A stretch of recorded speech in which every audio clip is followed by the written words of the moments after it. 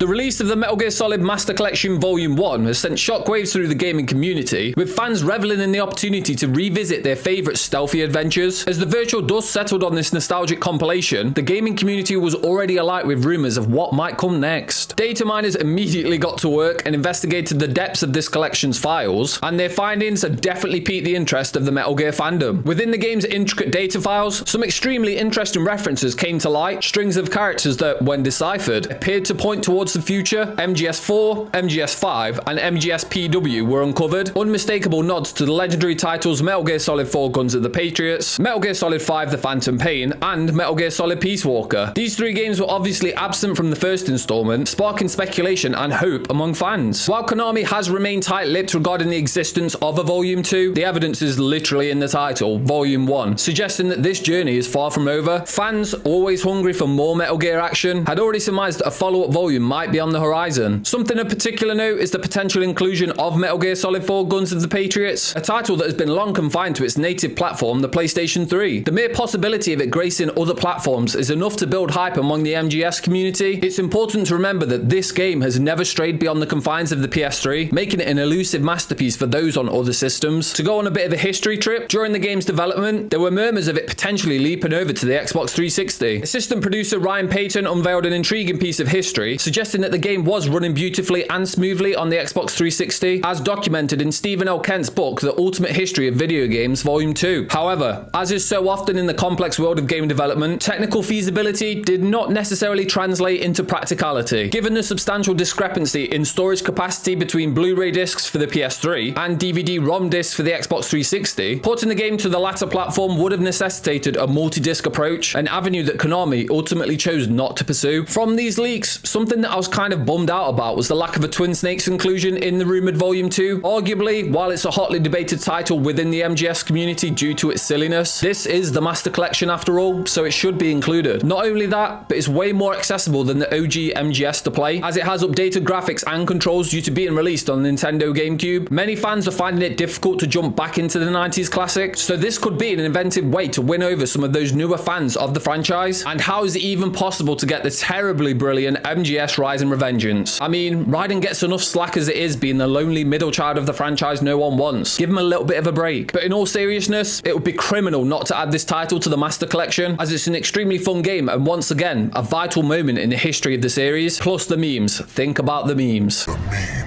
At present, the only course of action at this point is to wait for Konami's official word on the existence of the Metal Gear Solid Master Collection Volume 2. Until then, fans are left with a potent blend of excitement and anticipation, hoping to relive the magic of these iconic games in an entirely new way. It's important to note that the references to Metal Gear Solid 4, Metal Gear Solid 5, and Peace Walker were found within the data files of the MGS Master Collection Volume 1. Konami has not officially announced the release of a Volume 2 at this time, so in the meantime, while you're waiting, go check out this video, where I go in depth as to whether you should buy the Master Collection Volume 1.